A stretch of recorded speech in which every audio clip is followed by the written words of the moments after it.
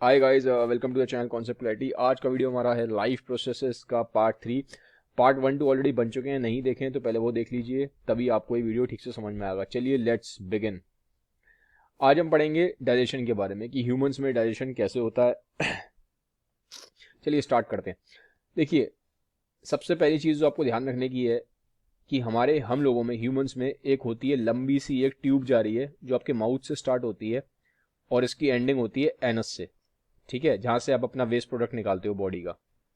तो यहां से स्टार्टिंग होती है माउथ से और पूरी ये ट्यूब लंबी जाती है एनस तक। इस ट्यूब को क्या बोलते हैं? Alimentary canal. क्या बोलते हैं इसे? Alimentary canal. थोड़ा सा इस पिक्चर में आपको ज़्यादा ठीक से समझ में आएगा। ये देखो, दिखाई दे रही है, ट्यूब जा रही है पूरी, फिर ये ऐसे जाएगी, फिर ये यहाँ पे ऐसे स्मॉल इंटेस्टाइन बन जाएगी, फिर नीचे अगर लार्ज इंटेस्टाइन बन जाएगी और ऐसे पूरी ट्यूब निकल जाएगी। तो ये जो पूरी ट्यूब जो मैंने अभी आपको रेड से मार्क करी है, इसे एलिमेंट्री कैनाल बोलते हैं। अब डाइजेशन ज़्यादातर लोग सोचते हैं कि जब पेट में जाता है तभी स्टार्ट होता है। ऐसा नहीं है। डाइजेशन की स्टार्टिंग हमारे जैसे ही हम मुंह में खाना च्यू करते हैं तब से ही स्टार्ट हो जाती है। ठीक है, जब आप खाना चबाना स्टार्ट करते हो ना, च्यू करना स्टार्ट करते हो, डाइजेशन का प्रोसेस तभी से स्टार्ट हो जाता है। फिर जैसे कि 1 मिनट लगता है च्यू करने में। फिर जैसे यहाँ से आप जब फूड को स्वेलो करते हो, निगलते हो, तो जैसे ऐसे ये यहाँ पे इतना स्वेलो में टाइम लग रहा है यहाँ से यहाँ तक पहुँचने में। ये जो ट्यूब होती है माउथ से लेके, ये स्टमक है आपका। ठीक है, ये आपका स्टमक है, ये वाला हिस्सा स्टमक है, ये आपका माउथ है। माउथ से स्टमक को जो ट्यूब कनेक्ट करती है, इसे हम बोलते हैं ईसोफेगस। क्या बोलते हैं? ईसोफेगस। तो यहाँ पे फूड रहता है अराउंड 2 से 3 सेकंड, काफी कम टाइम के लिए रहता है। और यहाँ पे जो फूड रहता है ना, ये जो फूड, इसे हम बोलते हैं बोलस। क्या बोलते हैं? बोलस। तो ये फिर फूड यहाँ पे आएगा। स्टमक में टाइम लेता है काफी, 2 से 4 घंटे का टाइम लगता है यहाँ पे डाइजेशन होने में। उसके बाद फूड जाता है नीचे स्मॉल इंटेस्टाइन में। स्मॉल इंटेस्टाइन वो जगह है जहां पे फूड का मेनली न्यूट्रिशन का एब्जॉर्प्शन होता है। तो यहाँ पे आप देखेंगे 3 से 5 घंटे लगते हैं। उसके बाद फूड का जाता है लार्ज इंटेस्टाइन में। लार्ज इंटेस्टाइन में ज़्यादातर वो फूड होता है जो अनडाइजेस्टेड है, और यहाँ पे फूड सबसे ज़्यादा लंबे टाइम तक रहता है, 10 घंटे से ज़्यादा टाइम के लिए रहता है। ठीक है, तो अगर आप देखोगे तो काफ़ी ये लंबा प्रोसेस है। 2 से 4 घंटे स्टमक में, फिर स्मॉल इंटेस्टाइन में 3 से 5 घंटे, फिर लॉन्ग इंटेस्टाइन में अराउंड 10 घंटे। तो इतना टाइम लगता है। तो ये मैंने आपको एक ओवरव्यू दिया है। ठीक है, अब हम इन सारे पार्ट्स के बारे में डेप्थ में पढ़ेंगे कि स्टमक में कैसे हो रहा है, स्मॉल इंटेस्टाइन में क्या हो रहा है, ये सब हम आगे भी पढ़ेंगे। ओवरव्यू आपको मिल गया है। स्टार्टिंग जैसे कि मैंने आपको बोला, स्टार्टिंग कहाँ से होती है? जैसे हम खाना मुंह में डालते हैं वहीं से स्टार्टिंग हो जाती है। अब जब खाना आप मुंह में डालते हो, इसको माउथ को बकल कैविटी भी बोलते हैं। तो जैसे ही आप खाना मुंह में डालते हो तो ना सलाइवा निकलता है। सलाइवा मतलब थूक।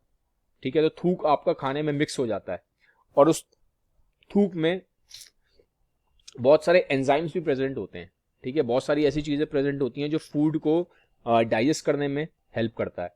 अब ये सलाइवा निकलता कहाँ से है? देखो, सलाइवा निकलता, जो हमारा थूक है, हमारे मुंह में ना कुछ ग्लैंड्स होते हैं, सलाइवरी ग्लैंड्स, वहां से निकलता है सलाइवा। अब ये सलाइवरी ग्लैंड्स कहाँ है? ये देखो, ये 3 पेयर ऑफ ग्लैंड्स होते हैं जो मिलके बनाते हैं सलाइवरी ग्लैंड्स। पैरोटिड ग्लैंड, सब मैंडिबुलर ग्लैंड और सबलिंगुलर ग्लैंड। तो ये 3 ग्लैंड है। देखो, एक ये ग्लैंड है, एक ये ग्लैंड है, एक ये पैरोटिड ग्लैंड है। तो ये 3 ग्लैंड मिलके बनाते हैं सलाइवरी ग्लैंड्स। तो यहां से आप देखेंगे क्या होता है, सलाइवा निकलता है और थूक निकलता है। जो आपके मुंह में थूक रहता है ना, वो इन तीनों ग्लैंड से निकलता है। और इस थूक में क्या होता है, सलाइवा में एक एंजाइम होता है, सलाइवरी एमाइलेस। ये क्या करता है? ये एंजाइम करता क्या है? ये जो आपने फूड खाया है, जैसे आपने मान लो ब्रेड खाई, ठीक है, तो ब्रेड में क्या होता है? ब्रेड में होता है स्टार्च।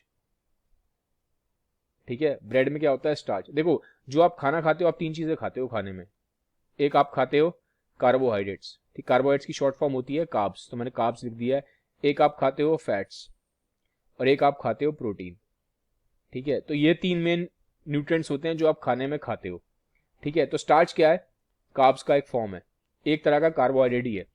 तो जो आपने खाना खाया, मान लो आपने रोटी खाई या आपने ब्रेड खाई, तो सब में स्टार्च होता है। तो थूक में एक एंजाइम प्रेजेंट होता है, सलाइवरी एमाइलेस, जो उस ब्रेड को, जो स्टार्च आपने खाया है, उसको ब्रेक डाउन करता है, हेल्प करता है उसको ब्रेक डाउन करने में।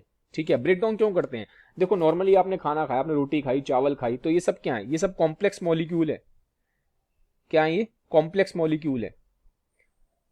अब आपका जो बॉडी है, आपका जो जो ब्लड है, ब्लड में जो न्यूट्रिएंट्स कैरी, ब्लड क्या कैरी करता है, ब्लड कैरी करता है न्यूट्रिएंट्स। तो ब्लड में ऐसा तो नहीं रोटी चल रही है, ब्लड में दाल चल रही है, ऐसा तो नहीं होता। आपके ब्लड में क्या चलते हैं, आपके ब्लड में चलता है मेनली ग्लूकोज,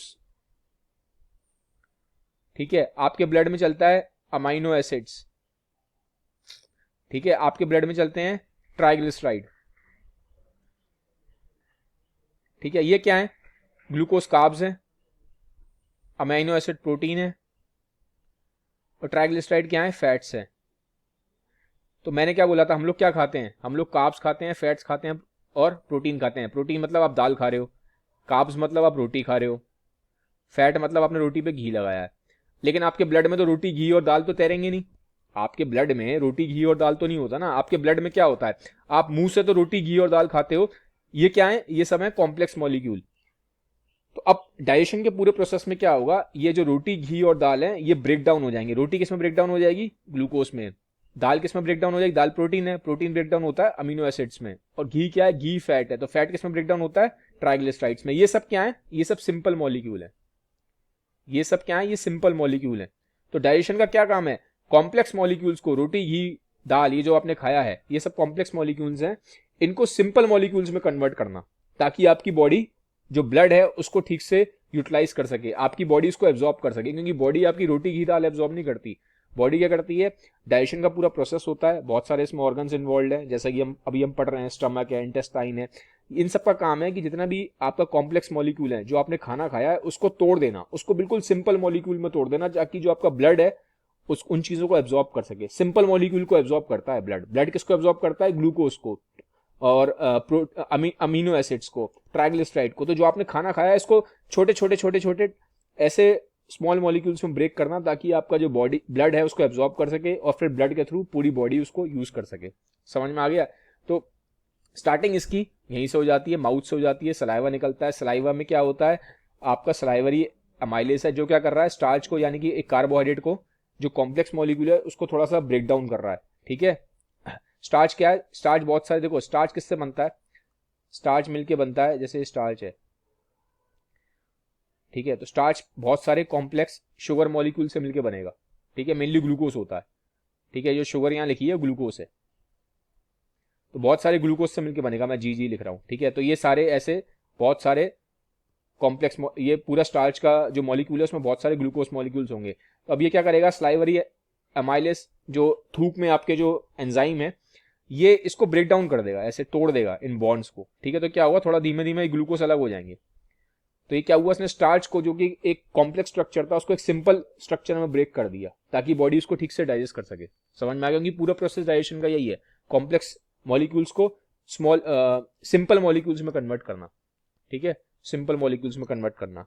तो ये समझ में आ गया। मुंह का हमें अभी कान, जो माउथ हमारी बकल कैविटी है, यहाँ का हमने समझ लिया, ठीक है। ये इंपॉर्टेंट नाम है, इसका याद रखना। ये एंजाइम जो है सलाइवरी अमाइलेस, एंजाइम क्या होता है, एंजाइम्स मेनली कुछ केमिकल्स होते हैं जो हेल्प करेंगे आपको, ठीक है। बहुत सारे काम करते हैं, लेकिन डाइजेशन में भी हम जो पढ़ रहे हैं, तो हमें ये ध्यान रखना है कि जो एंजाइम्स निकल रहे हैं, ये आपको हेल्प कर रहे हैं डाइजेशन में। जो आपके कॉम्प्लेक्स मॉलिक्यूल्स हैं, उनको सिंपल मॉलिक्यूल्स में कन्वर्ट करने के लिए हेल्प कर रहे हैं। ये नाम याद रखना, इंपॉर्टेंट नाम है, ठीक है। फिर आगे बढ़ते हैं। अब ये जो मूवमेंट होता है पूरे डाइजेस्टिव ट्रैक में, ठीक है, जैसे कि अभी अभी मैं इसकी बात करूं, यहां से खाना जा रहा है, ठीक है। ये जो ईसोफेगस है, इसमें खाना नीचे कैसे आएगा, इसमें एक मूवमेंट होता है जिसको हम बोलते हैं पेरिस्टालिसिस। पेरिस्टालिसिस मतलब क्या, ये ना पूरी ये जो ट्यूब सी दिखाई दे रही है, ये जो ट्यूब है, ईसोफेगस जो ट्यूब है, ये पूरा जो होता है, ये मस्कुलर होती है, मसल्स होती हैं एक्चुअल में। तो पूरा अगर देखोगे, पूरा डाइजेस्टिव ट्रैक ही पूरा मस्कुलर है, एक मसल की तरह है, ठीक है, कॉन्ट्रैक्ट करता है।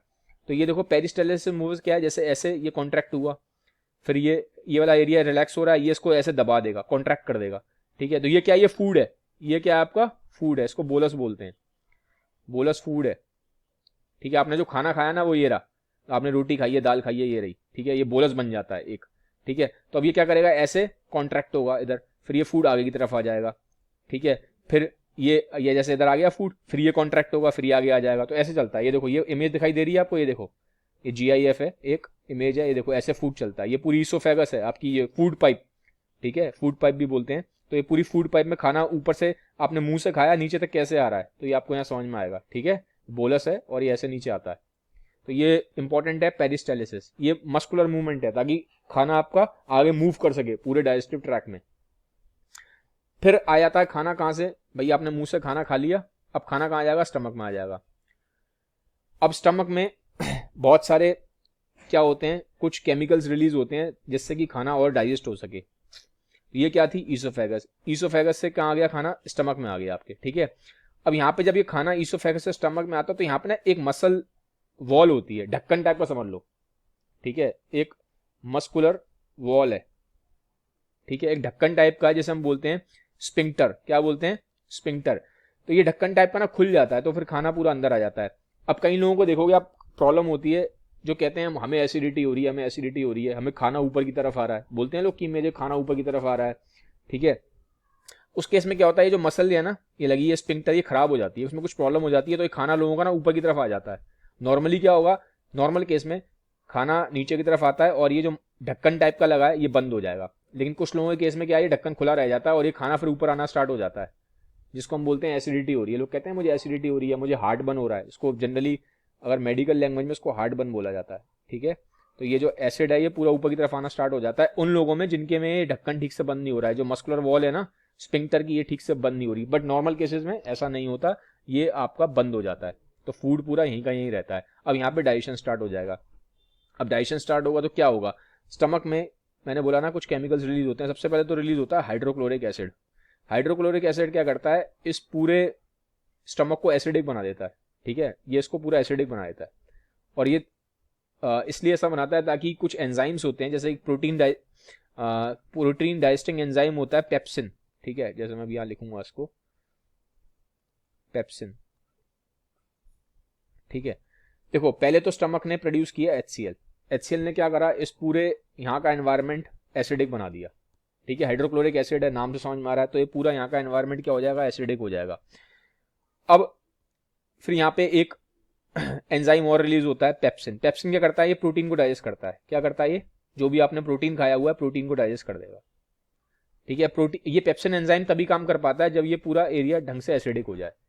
फिर एक चीज और प्रोड्यूस होती है म्यूकस, ठीक है, यहाँ म्यूकस ही प्रोड्यूस होता है। म्यूकस क्यों प्रोड्यूस होता है, क्योंकि ये अंदर इतना एसिडिक हो जाता है यहाँ पे, क्योंकि HCl प्रोड्यूस हो गया, इतना एसिडिक हो जाता है, तो ये यहाँ पे स्टमक की लाइनिंग भी खराब हो सकती है। ये जो स्टमक है ना ये भी खराब हो सकता है, ये भी गल सकता है, एसिड है गला सकता है, तो इसीलिए यहाँ म्यूकस प्रोड्यूस होता है। तो म्यूकस ना इसको प्रोटेक्ट कर लेता है, यहाँ की लाइनिंग को, स्टमक की लाइनिंग को प्रोटेक्ट करता है, ताकि जो स्टमक है वो खराब ना हो जाए इस एसिड की वजह से, ठीक है। तो ये चीज ध्यान रखना। मेन 3 चीजें हैं याद रखने की, एक तो HCl है, एक आपका जो एंजाइम पेप्सिन है, और एक है म्यूकस। तो ये 3 चीजें स्टमक आपका प्रोड्यूस करता है। तीनों का आपको फंक्शन मैंने बता दिया और आपको याद रहना चाहिए।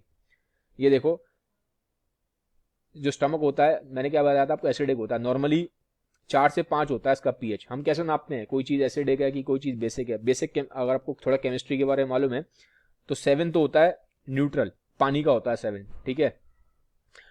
तो ये न्यूट्रल है, इसका मतलब ना तो एसिडिक है ना बेसिक है। तो स्टमक का कितना होता है, जो pH है, ये pH की बात चल रही है, स्टमक का pH होता है 4 या 5, यहाँ होता है नॉर्मली। रेस्टिंग, जब मान लो आपने खाना नहीं खा रखा, रेस्ट कर रहे हो आप, तो इतना रहेगा।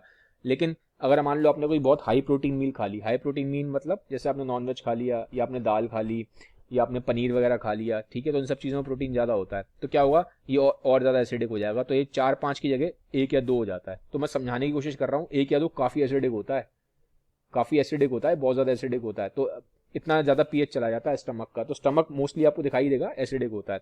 कौन कौन से केमिकल निकलते थे मैंने बताया था आपको, देखो हाइड्रोक्लोरिक एसिड और ये पेप्सिन, ठीक है। गैस्ट्रिक जूसेस हैं। गैस्ट्रिक जूसेस क्यों बोलते हैं, कि स्टमक प्रोड्यूस कर रहा है, ठीक है।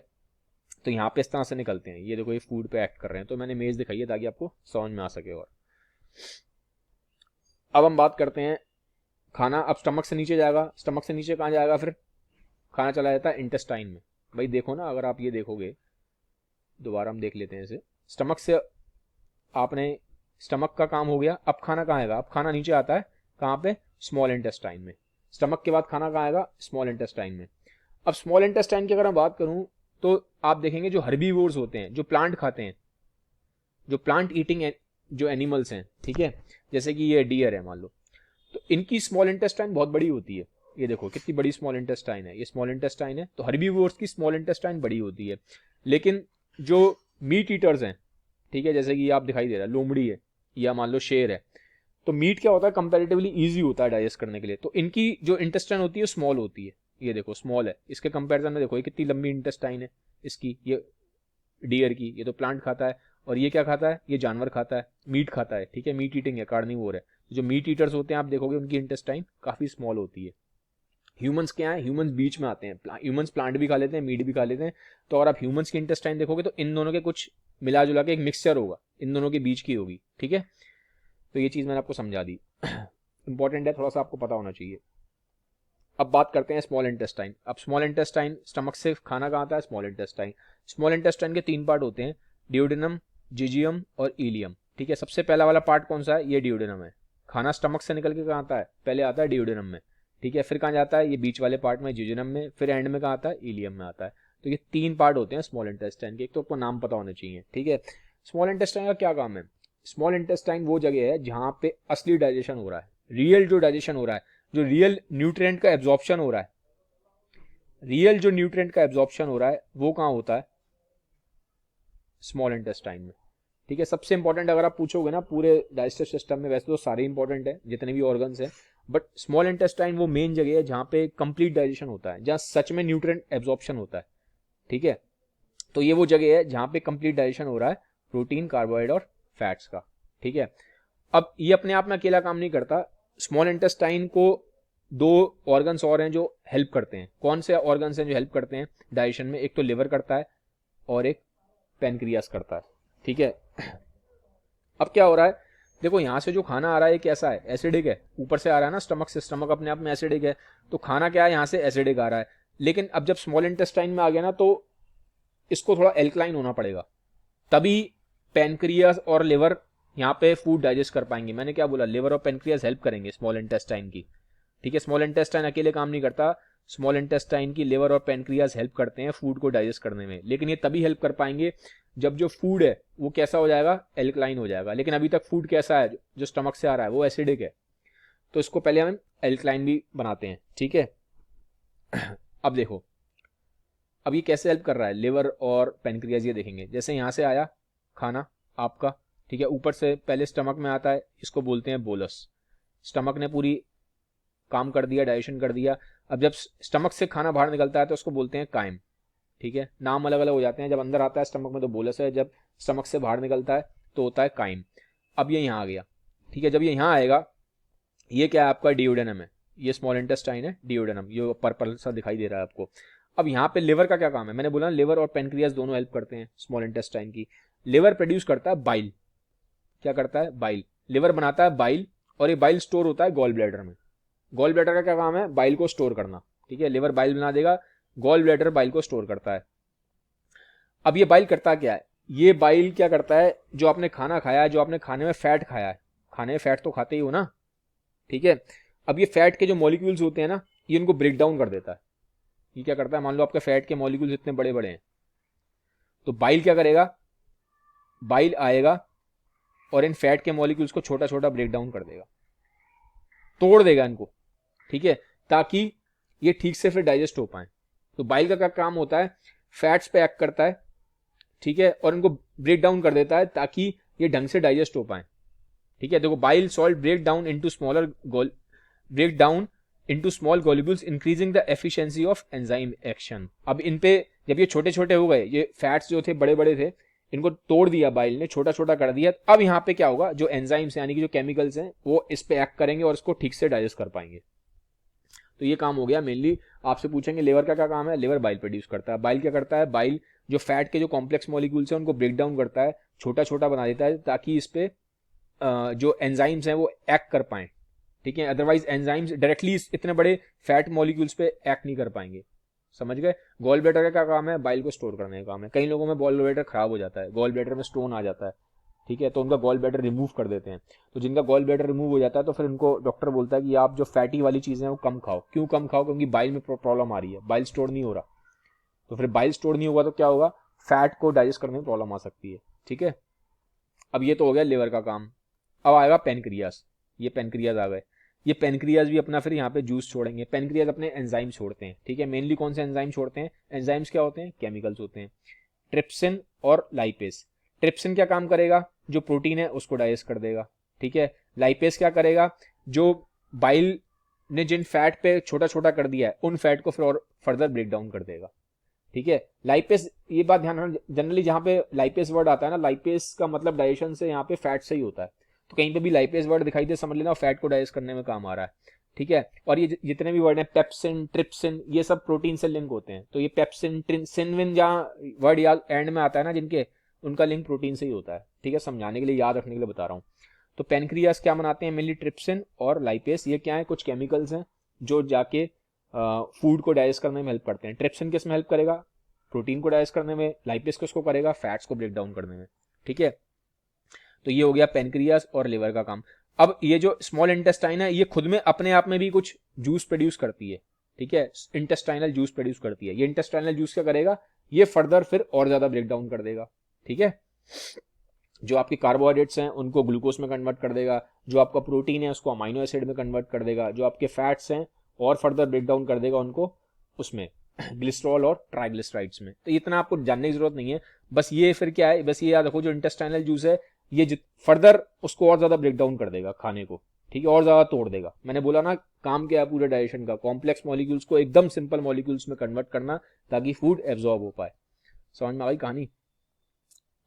ये देखो, ये आप कह सकते हो इंटेस्टाइनल जूस की, मैंने क्या आपको बताया ना, इंटेस्टाइनल जूस जो होता है स्मॉल इंटेस्टाइन का, वो क्या करता है, उसमें एंजाइम्स प्रेजेंट होते हैं जो कन्वर्ट कर देते हैं प्रोटीन को, किस में कन्वर्ट करते हैं, अमीनो एसिड में, कार्बोहाइड्रेट को किस में करेंगे, ग्लूकोज में, और फैट्स को किस में करते हैं, फैटी एसिड, वो जो ट्राइग्लिसराइड्स मैंने बताया था वो ये, और ग्लिसरॉल। ठीक है, तो फर्दर उसको और ज्यादा ब्रेक डाउन करने का काम है इंटेस्टाइनल जूस का, जो मैंने आपको पीछे बताया। अब स्मॉल इंटेस्टाइन कुछ इस तरीके की होती है, मैंने फोटो बनाई है, ये फोटो ली है, ये देखो आप, इसमें आप दिखाई दे रहे हैं ऐसे, ये स्ट्रक्चर्स ऐसा लग रहा है जैसे कि कील से निकली हुई है, कील होती है, नेल्स होती हैं। ठीक है, जो नेल्स होती है ना ऐसी कीलें सी होती हैं। ठीक है, ये ऐसा लग रहा है कोई नेल्स ही निकली हुई है।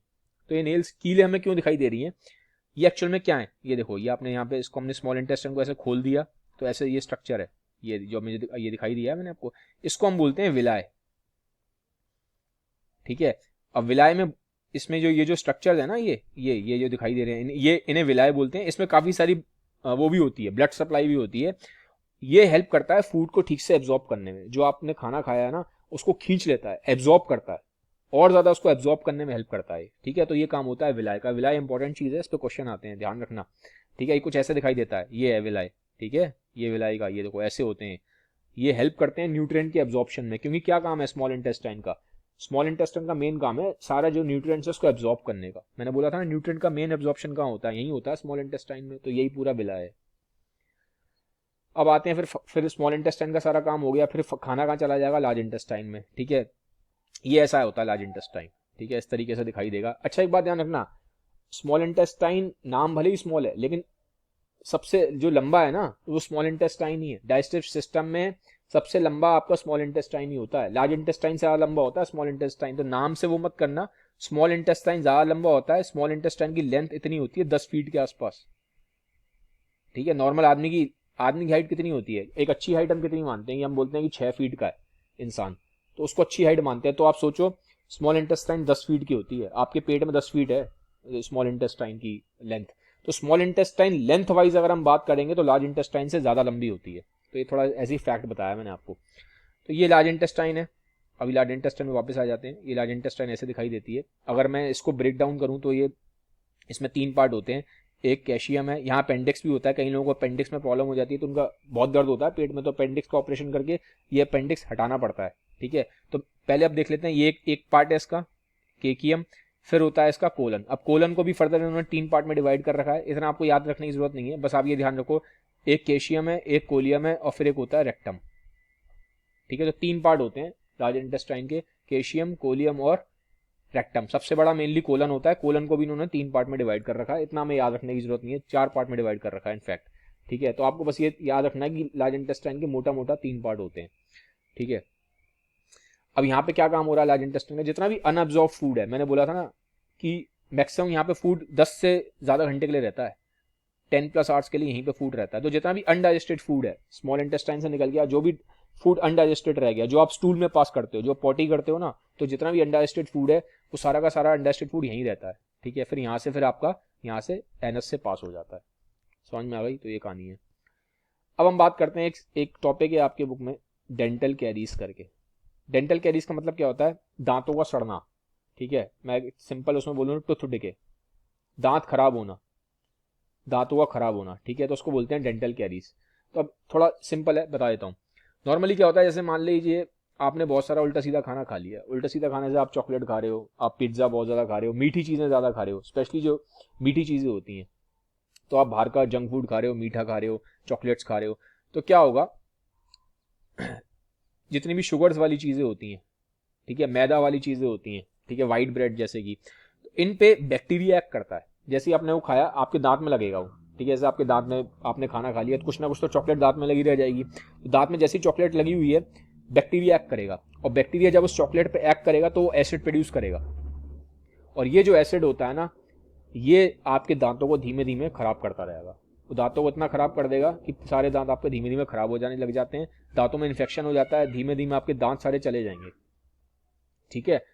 अब देखो बताता हूँ कैसे होता है। जैसे कि बैक्टीरिया जब एक्ट करता है ना, एसिड प्रोड्यूस करता है, तो आपके दांतों में ये ऐसे ऐसे बन जाएगा, धीमे धीमे आप देखोगे दांत आपके खराब होना स्टार्ट हो जाएंगे। ये येलो येलो बन रहा है दांतों में नीचे, ठीक है, ये इसको बोलते हैं प्लैक। क्या बोलते हैं? प्लैक। अब ये प्लैक करता क्या है भाई, मैंने आपको समझा दिया पूरा। आप उल्टा सीधा खाना खाओगे, मीठा ज़्यादा खाओगे, बाहर की चीज़ें ज़्यादा खाओगे, चॉकलेट ज़्यादा खाओगे, तो धीमे धीमे आपके बैक्टीरिया एसिड बनाता जाएगा और दांत आपके खराब करता जाएगा।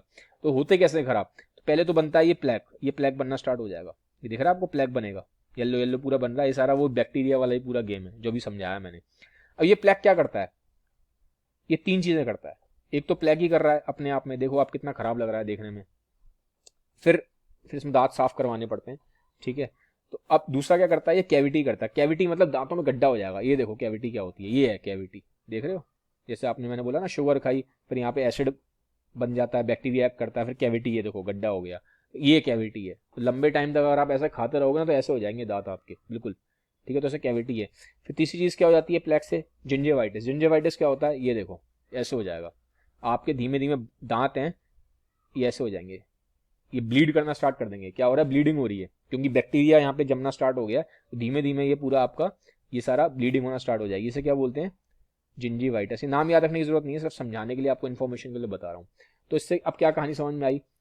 क्या करना चाहिए? एक तो हमें दिन में 2 बार ब्रश मिनिमम करना ही करना चाहिए, 2 बार जरूर करना चाहिए। मोस्टली लोग एक बार ही करते हैं, बट ऐसा मत करिए। अगर आप चाहते हो आपके दांत स्ट्रांग रहें, लंबे टाइम तक अच्छे रहें, बैक्टीरिया ना लगे, खराब ना हो, देखने में अच्छे रहें, तो आप दिन में 2 बार जरूर ब्रश करिए। एक चीज़ और जरूर कर लीजिए, इसको हम बोलते हैं फ्लॉस। ये बहुत कम लोग करते हैं।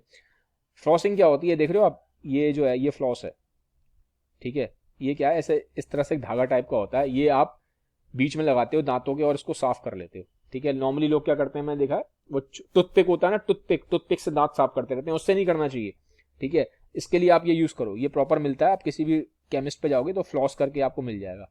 ऐसे इससे दांत साफ अच्छे से होते हैं। दिन में एटलीस्ट एक बार जरूर करा करो, फ्लॉस कर लिया करो, ठीक है। ब्रश करने से पहले या ब्रश करने के बाद ये जरूर करा करो, ठीक है। इससे आपके क्या है, यहाँ पे अंदर आपके दांतों की ठीक से सफाई हो जाएगी, क्योंकि नॉर्मली ब्रश से दांतों के बीच की ठीक से सफाई नहीं हो पाती, तो फ्लॉस करना जरूरी होता है, ठीक है। इस जब हम ये फ्लॉस है, इसको जो हम करते हैं इसे बोलते हैं फ्लॉसिंग। तो गाइज ये था वीडियो, मैंने डाइजेशन, न्यूट्रिशन ये सब समझा दिया आपको ह्यूमंस के बारे में, जो ह्यूमन डाइजेशन है। अगला वीडियो जल्दी लेके आऊंगा। ये वीडियो अच्छा लगा तो यार काइंडली इस वीडियो को सबके साथ शेयर जरूर करना, लाइक करना, कमेंट जरूर करना। Have a nice day, bye bye, take care.